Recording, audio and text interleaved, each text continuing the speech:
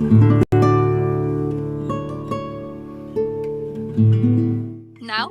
for our second project, we will paint a floral arrangement focusing more on roses and 5-petal flowers. We start by planning the flow of the composition that we want to achieve. I am imagining a group of flowers here in the left side with leaves moving on a curved direction. I start with my main flower, the rose. Paint the base wash with a water mix and then getting a creamy mix to paint the petals.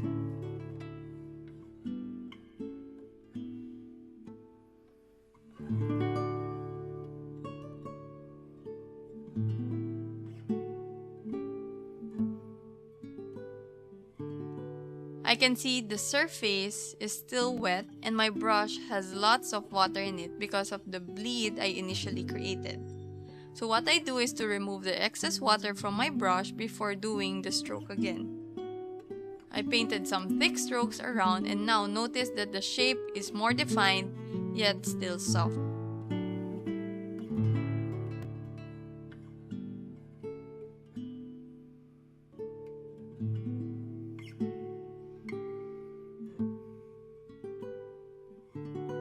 I will add another rose here below, but smaller in size. Don't worry if the roses look blurred at the moment, as we will define them as we paint the leaves later on.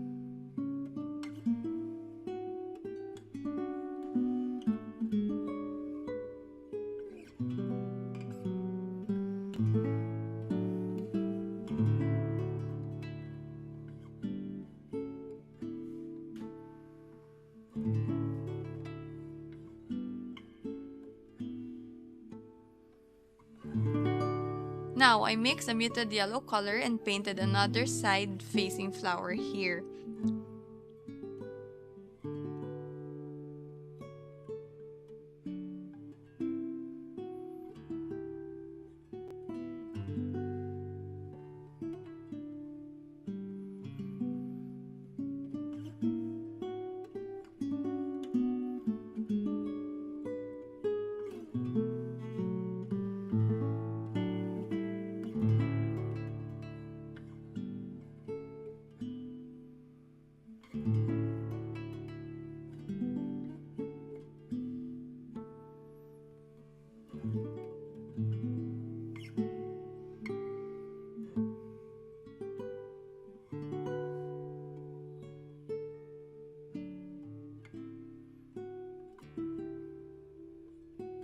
While it is still wet, I add a darker tone on some parts of the petals. Notice again that I left a little empty space in between flowers because I will use them for the leaves later on. One tip I can share also is try to vary the angle of the flowers so not everything is facing on top view. Your floral arrangement will look more natural if some flowers are facing in different directions but still supporting the composition that you originally have in mind.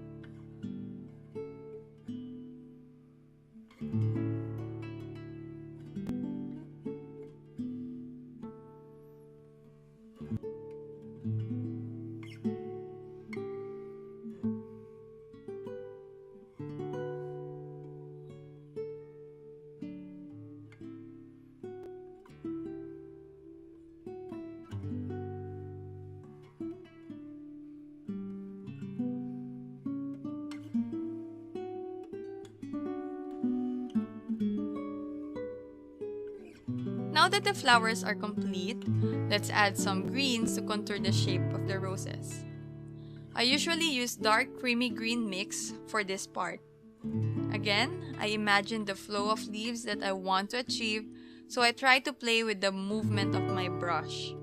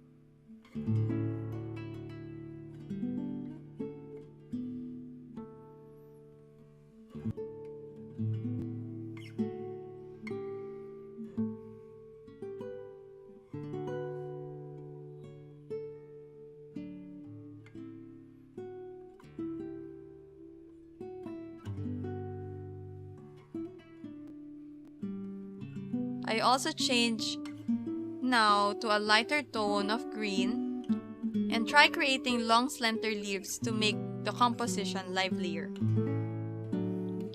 If you notice it, all my strokes are based on the thick stroke I showed you in our practice video. I just changed the length, the size, and the pressure I put in my brush. That's why it gave me different results.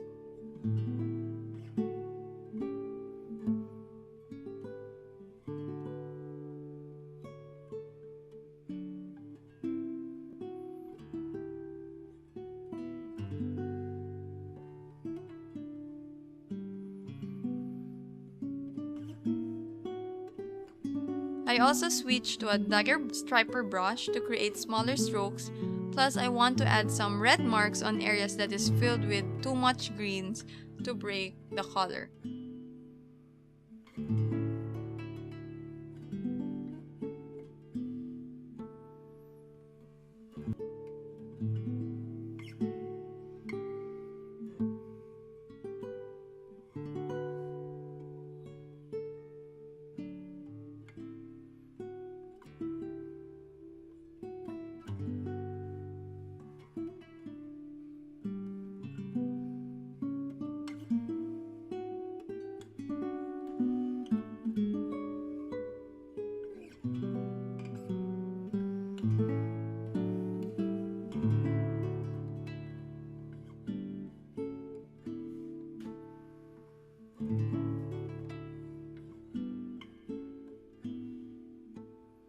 Try splattering some paint to add texture and feel free to play with your brush.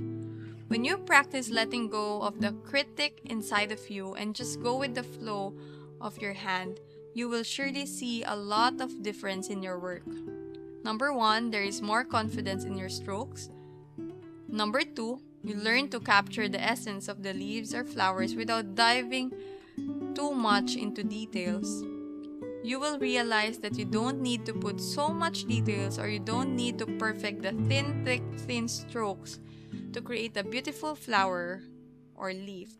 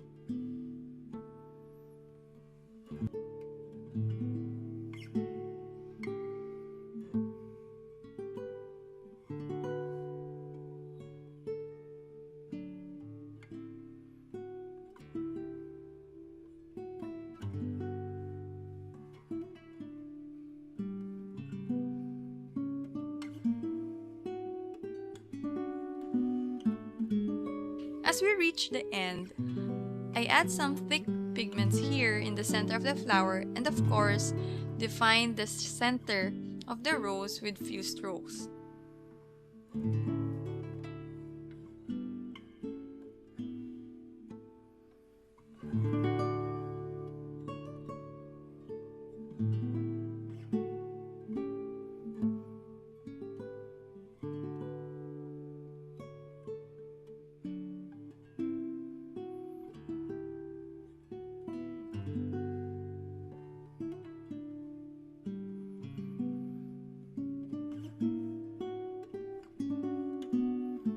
careful not to overdo this step.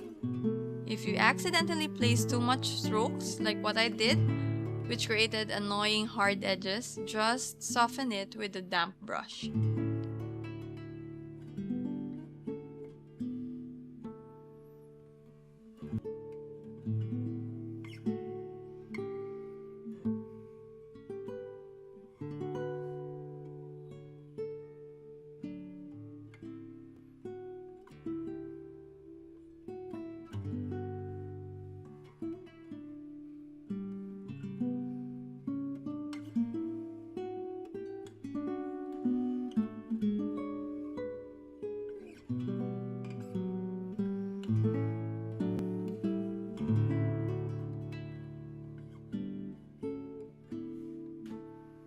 Let's add some finishing touches here in between the two roses to separate them from each other. Try to break the monotonous greens by adding some highlights of reds or yellows that you use for the flowers.